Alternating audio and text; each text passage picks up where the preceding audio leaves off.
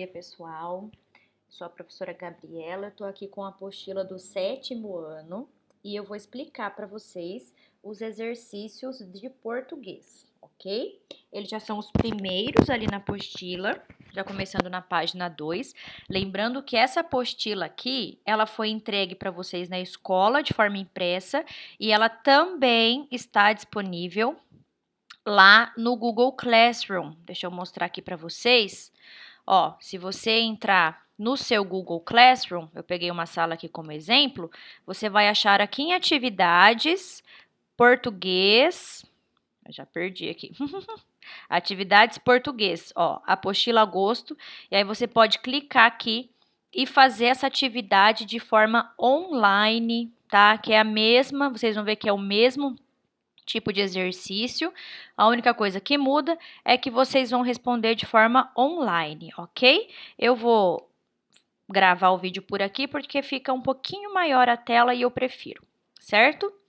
Bom, o primeiro exercício a gente vai trabalhar com notícias, certo? Aqui a gente tem uma notícia, então, Rio Preto tem mais 86 recuperados da Covid-19, chegando a 5.111 curados.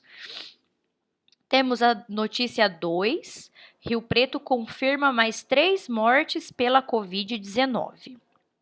E temos as perguntas. Leia atentamente as notícias 1 e 2 e responda as questões a seguir. Utilize uma folha de papel para as respostas, numerando-as. Se você for fazer na apostila, você vai precisar pegar uma folha de caderno à parte para responder.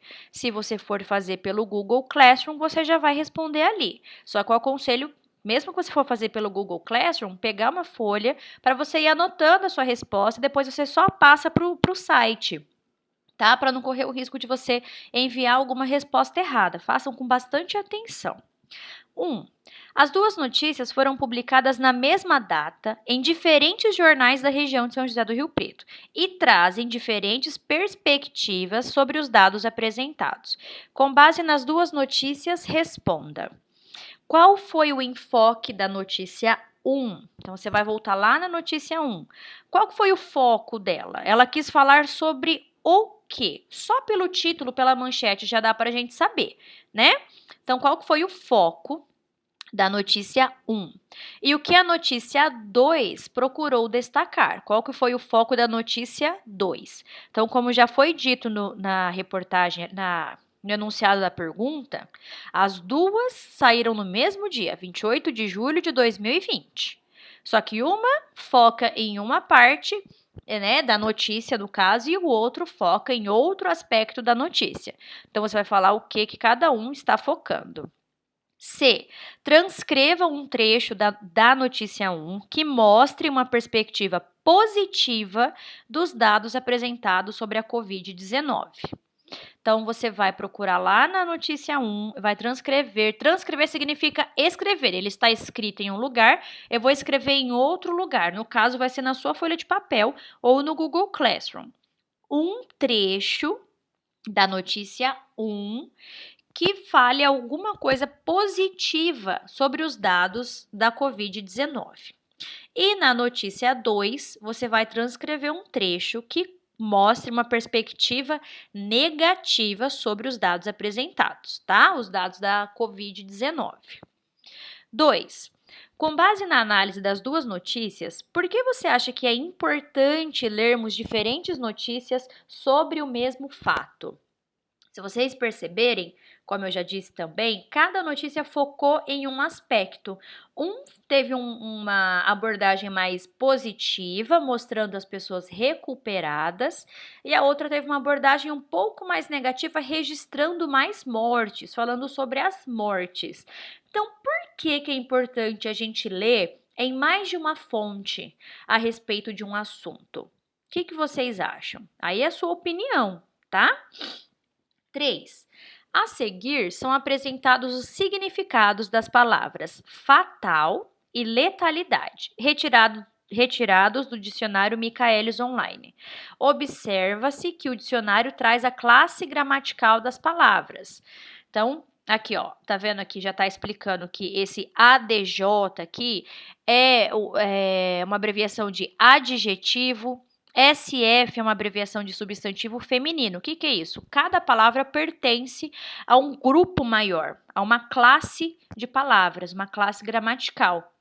No caso aqui, fatal é um adjetivo, ela pertence então à classe dos adjetivos, e letalidade pertence à classe dos substantivos. Então, ele traz a classe gramatical, alguns significados. Vocês podem ver, por exemplo, que fatal tem 4 tipos de significado e letalidade tem 2. Então, a gente tem número 1, número 2, qual o significado. O vocábulo fatal, linha 2, notícia 2, tem 4 significados, enquanto letalidade, que está na linha 4 da notícia 1, apresenta 2, que é o que eu acabei de dizer. Com base nessas informações, responda as questões. Qual o melhor significado para fatal na notícia 2? Você vai lá na notícia 2, lá na linha 2, e vai ver que fatal foi utilizada nessa reportagem. E aí você vai escolher qual que é o significado que se encaixa melhor, qual que é o melhor significado para fatal na notícia 2, tá? Por que isso, gente? Porque cada vez que eu uso uma palavra, como ela tem diferentes usos e significados, nem sempre o melhor, nem sempre o mesmo significado vai ficar bom em 2 contextos diferentes, tá? E você vai fazer no exercício B a mesma coisa com a palavra letalidade. Você vai dizer qual é o melhor significado de letalidade na notícia 1 que está empregada lá na linha 4, ok? 4. A imagem a seguir representa 2 visões, 2 perspectivas diferentes sobre uma árvore de ipê. Quais são essas 2 perspectivas? Existem 2 tipos de pessoas. Então, tem um ipê muito bonito aqui. E um diz, olha que ipê bonito. E o outro diz, mas faz uma sujeira, hein? Então, pessoal, qual que é a perspectiva de cada um deles, ok? Depois a gente traz uma explicação sobre o poema imagem ou o poema visual, que vocês vão descobrir aí que são os poemas que utilizam, eles não são apenas para ser lidos, mas também para serem observados, porque eles criam formas, imagens que dão o destaque, né? E, por exemplo, aqui a gente tem esse poema de Augusto de Campos, que ele forma bem grande a palavra lixo, contudo, ele é formado, cada letrinha é formada pela palavra luxo, que são praticamente opostas, né? O lixo e o luxo. Já dei a resposta, gente, desculpa. Quais são as 2 palavras apresentadas no poema? E B, explique a relação dessas 2 palavras para a construção do significado do poema. Por que ela foi usada, essas 2 palavras, tá? Apesar de eu ter dado uma resposta da A B dá para vocês pensarem. 6. Analise o poema a seguir de Paulo Leminski e responda as questões.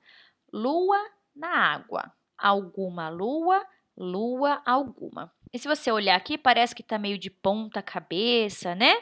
Aqui. E eu não vou poder dizer para vocês exatamente o que representa, né? Isso aí vocês vão ter que pensar. Mas pensa, ó, lua na água, a disposição, a forma como as palavras foram escritas, dispostas, colocadas. E aí já é a pergunta A, não vou dar spoiler de novo. O que a disposição das letras e as palavras sugerem? O que representa essa palavrinha aí que está de ponta cabeça, né? O que ela está representando? E a outra está representando o quê? A que está de normal, né? Em disposição normal. B. O poema de Paulo Leminski traz um jogo de palavra com as expressões alguma lua e lua alguma. Explique o significado que a mudança do termo alguma traz, tá? Então, vamos aí trabalhar. Alguma. Qual que é a mudança do significado que ela traz pela posição que ela se encontra? Lua alguma e alguma lua. Vocês vão perceber que tem uma diferença de significado, tá bom? Pela disposição da palavra. 7. Agora é a sua vez aí, gente. Você vai usar a sua imaginação e vai criar o seu poema-imagem. Você pode inventar, criar, você viu alguns aqui. Você pode sim pesquisar na internet um poema-imagem para você ter uma ideia de como eles ocorrem, mas você não pode copiar, ok? Olha, a gente tem dos mais diversos jeitos, estou mostrando aqui para vocês. Esse aqui é um poema que eu gosto muito, que ele forma aqui uma xícara de café e é um poema que fala sobre o café. Esse aqui, peraí, esse aqui provavelmente fala sobre música, então só para ter uma ideia, ok? 8. Observe atentamente o cartoon a seguir e responda. Olha o cartoon aqui. A gente tem um hospital, que está escrito aqui. Tem uma criança e uma mulher que estão até sem cor, representando ali a pobreza, uma pessoa em dificuldade, necessidade. Temos uma pessoa que trabalha no hospital, uma médica ou uma enfermeira, apontando um termômetro para medir a temperatura dessa criança. Contudo, essa criança está com as mãos para cima, como se ela estivesse no quê? Como se parecesse uma abordagem policial, né?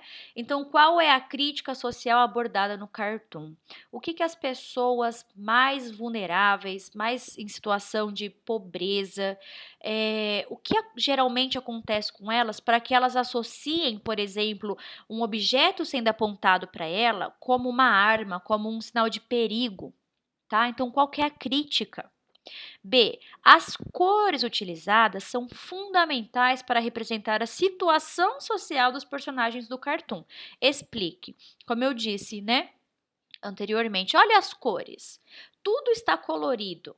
Eles estão praticamente sem cor. Por quê? Tá? É muito importante essa observação. C. Que situação do dia a dia é ilustrada na imagem? E D, como o termômetro é interpretado pela criança e por que ela interpreta dessa forma. Eu acho que eu acabei dando um pouquinho de spoiler, mas ainda dá para vocês responderem. 9. Associe as palavras da imagem 1 com a imagem 2. A gente vai construir palavras. Aí você vai se atentar para o fato de serem juntas ou separadas, tá? Então, com certeza, a gente, por isso, alguma coisa. E aí você vai dizer se elas são escritas de forma, né, separada ou juntas. E após terminar a atividade, você vai observar suas respostas. O que todas elas têm em comum, certo? Bem legal essa atividade. 10. Leia o texto a seguir retirado do livro O Lagarto, de José Saramago. Nota-se que o texto está sem nenhuma pontuação. Reescreva-o pontuando adequadamente com os sinais de pontuação do quadro, os quais podem ser utilizados mais de uma vez. Não se esqueça de usar letras maiúsculas quando necessário. Bom, vamos lá, gente. A gente tem ponto de interrogação, reticências, vírgula, travessão, ponto de exclamação, ponto final. Quando que a gente usa cada um deles, né? Eu posso começar uma frase, por exemplo, com ponto de interrogação? Geralmente não, né? Eu coloco o ponto de interrogação no final de uma frase para indicar que ela é uma pergunta. A gente começa alguma frase, algum período, alguma oração com algum ponto? Sim, por exemplo, o travessão. Quando que eu uso o travessão? Quando eu quero indicar a fala de alguém. Nesse caso, ou eu posso usar o travessão para separar algumas coisas, né, do texto, algumas frases do texto. Então, aqui, você acredita em fadas? Não, então como explicar a história? Como que dá para a gente colocar aqui um ponto de interrogação, uma vírgula, um travessão, um ponto final? Onde que eu uso o ponto final, né? Quando eu estou encerrando aquela minha ideia, aquela minha frase.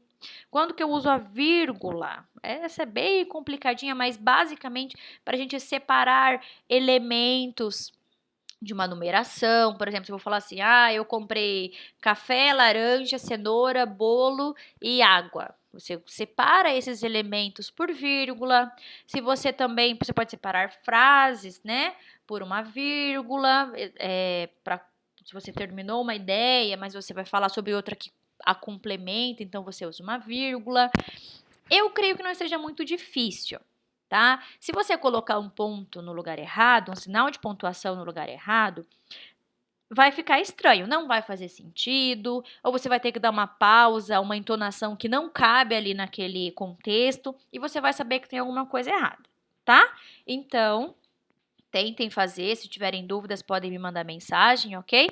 Que eu tô aqui é para ajudar vocês. Bons exercícios e até a próxima!